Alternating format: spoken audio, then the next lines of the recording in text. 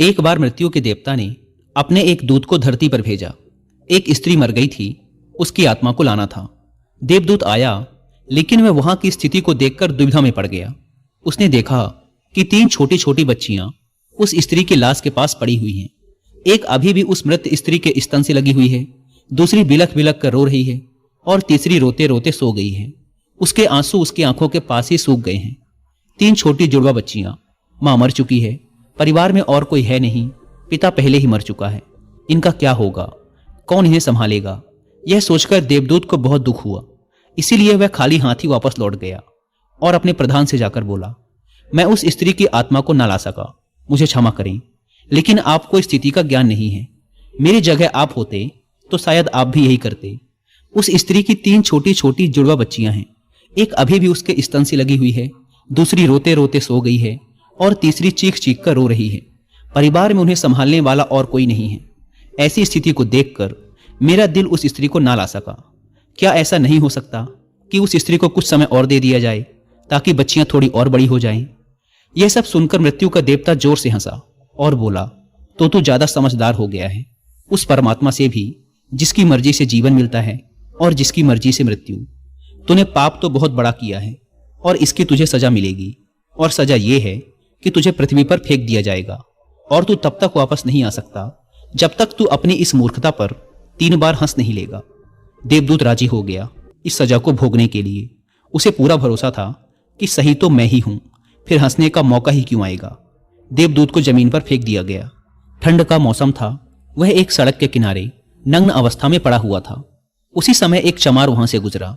वह कुछ पैसों की व्यवस्था करके ठंड के मौसम में अपने बच्चों के लिए गर्म कपड़े और कंबल लेने बाजार जा रहा था। रास्ते में उसने एक नग्न व्यक्ति को ठंड में ठिठुरते देखा तो उसे उस व्यक्ति पर दया आ गई। उसने अपने बच्चों के लिए गर्म कपड़े और कंबल लेने के बजाय उस नग्न देवदूत के लिए कपड़े और कंबल खरीद लिए। उस नग्न व्यक्ति ने कहा, मेरा कोई घर परिवार नहीं है और ना ही रहने की व्यवस्था है। इस भयानक ठंड में मैं क्या करूंगा? चमार ने कहा, तू चिंता मत कर, तू मेरे साथ मेरे घर में रहना, लेकिन ध्यान रखना, मैं अपने बच्चों और पत्नी के कपड़ों के लिए जो पैसे लाया था उससे मैंने तेरे लिए कंबल और कपड़े खरीद लिए हैं और अब तुझे घर भी ले जा रहा हूं। इसीलिए मेरी पत्नी गुस्सा जरूर होगी और शायद भला बुरा भी कहेगी, लेकिन तू परेशान मत होना, कुछ दिनों में सब कुछ ठीक हो जाएगा। उस देवदूत को लेकर चमार घर पहुंचा। अब ना तो चमार को पता था कि जिसे वो ले जा रहा है वो देवदूत है, और ना ही पत्नी को पता था कि जो आया है वो देवदूत है, जिसके आते ही घर में खुशियों की बाढ़ आ जाएगी। जैसे ही चमार देवदूत को लेकर घर पहुंचा और पत्नी को सारी घटना बताई, पत्नी तो गुस्से से आग बबूला हो गई। वह चमार पर बरस पड़ी। बहुत भला बुरा कहा उसने, बहुत चीखी चिल्लाई। उस दिन देवदूत पहली बार हंसा। चमार ने पूछा, क्या बात है, हंसते क्यों हो? देवदूत ने कहा, जब मैं 3 बार हंस लूंगा तो हंसने का कारण भी बता दूंगा। देवदूत पहली बार हंसा क्योंकि उसे लगा कि चमार की पत्नी ये नहीं देख पा रही कि घर में देवदूत आया है, जिसके आते ही घर में हजारों हजार खुशियों के द्वार खुल जाएंगे। लेकिन उसकी भी गलती ना थी। व्यक्ति देख ही कितनी दूर तक सकता है। वह तो बस इतना ही देख पा रही थी कि बच्चों के कपड़े और कंबल चले गए। जो खो गया उसे तो वो देख पा रही थी, लेकिन जो मिला है उसे वो ना देख सकी। तो देवदूत हंसा। उसे लगी अपनी मूर्खता कि ये पत्नी भी नहीं देख पा रही कि क्या घट रहा है। अब क्योंकि वो देवदूत था, इसीलिए सिर्फ 10 ही दिनों में उसने चमार का सारा काम सीख लिया। वह जूते बनाने लगा और सिर्फ कुछ ही महीनों में उसके जूते इतने बिके कि चमार अमीर हो गया। साल भर में तो सारे देश में ये बात फैल गई कि उस जैसे जूते कहीं और बन ही नहीं सकते। राजाओं और सम्राटों के जूते अब उसके यहां बनने लगे थे। चमार के घर धन की बारिश हो गई। सब बहुत खुश थे और सब कुछ बहुत अच्छा चल रहा था। एक दिन सम्राट का एक आदमी आया और बोला, ये चमड़ा बड़ा कीमती है, आसानी से मिलता नहीं, कोई गलती नहीं होनी चाहिए। सम्राट के लिए जूते बनाने हैं और ठीक इस तरह के बनाने हैं। ध्यान रखना, जूते ही बनाने हैं, चप्पल नहीं। उस राज्य में ऐसी प्रथा थी कि जब कोई व्यक्ति मर जाता था तो उसे चमड़े की चप्पल पहनाकर चिता पर लिटाया जाता था। चमार ने भी देवदूत से कहा कि चप्पल मत बना देना, जूते ही बनाना।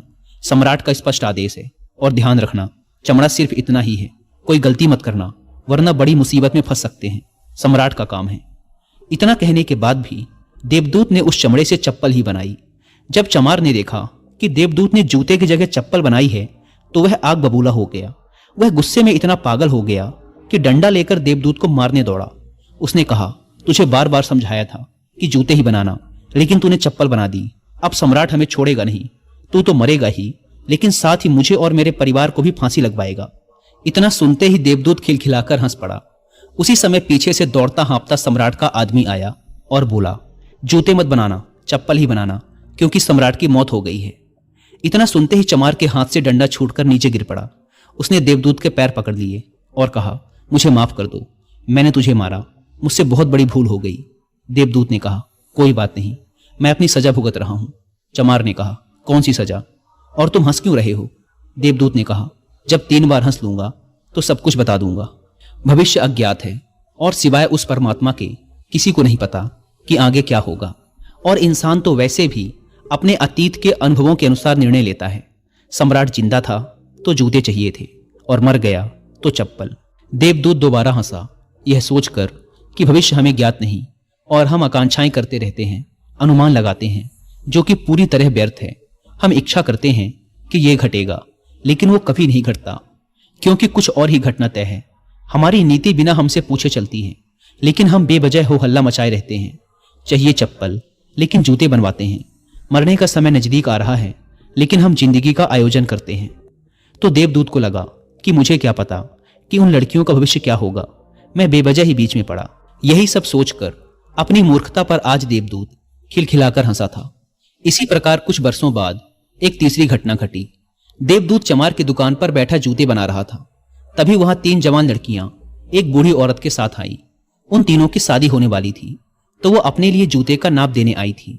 देवदूत उन्हें देखते ही पहचान गया कि ये वही तीनों लड़कियां हैं जिन्हें वो उनकी मृत मां के पास छोड़कर आया था, जिनके कारण आज वो ये सजा भुगत रहा है।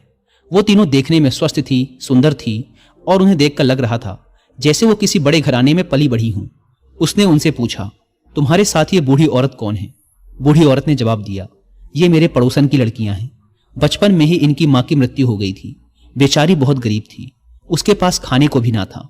उसके स्तनों में इनको पिलाने के लिए दूध भी ना था। वो इन्हें दूध पिलाते पिलाते ही मर गई। मेरे कोई संतान ना थी, इसीलिए मैंने इन्हें अपने बच्चों के रूप में अपना लिया, और अब इनका सम्राट के खानदान में विवाह होने जा रहा है। देवदूत ने सोचा, अगर इनकी मां जिंदा होती तो ये तीनों बच्चियां भयानक गरीबी, भूखमरी और दरिद्रता में बड़ी होती, पर क्योंकि मां मर गई, इसीलिए इनका लालन पालन इतने धनी परिवार में हुआ, और अब इस बूढ़ी औरत की सारी धन दौलत की यही तीनों मालकिन हैं। उस दिन देवदूत अपनी मूर्खता पर तीसरी बार हंसा। उसने उन तीनों लड़कियों के लिए अब तक के सबसे शानदार जूते बनाए और चमार से आकर सारी बात कह सुनाई कि ये 3 कारण थे मेरे हंसने के। मेरी गलती थी जिसकी मुझे सजा मिली। अब मैं समझ गया हूं कि नियति सबसे बड़ी है, और हम सिर्फ उतना ही देख पाते हैं जितना हम देख सकते हैं, और जो हम नहीं देख सकते वो बहुत बड़ा और विशाल है, और जो हम देख सकते हैं उससे हम उस बात का सटीक अंदाजा नहीं लगा सकते जो घटित होने वाला है। मैं अपनी मूर्खता पर 3 बार हंस चुका हूं। मेरा दंड पूरा हुआ, इसलिए अब मैं चलता हूं।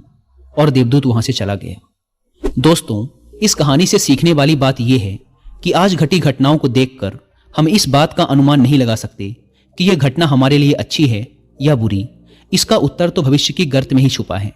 इसलिए हर घटना पर अच्छी या बुरी की प्रतिक्रिया देना व्यर्थ है। हमें बस जो हो रहा है उसका साक्षी बनने का प्रयास करना चाहिए। गौतम बुद्ध भी अपने उपदेशों में यही कहते हैं कि ना तो अतीत के लिए पश्चाताप करो और ना ही भविष्य की चिंता। बस आज में जियो, इस पल में जियो, और इसी के साथ एक हो जाओ। बस यही एकमात्र तरीका है खुद को उन सभी चिंताओं से मुक्त रखने का जिनका परिणाम तुम्हारे बस में है ही नहीं।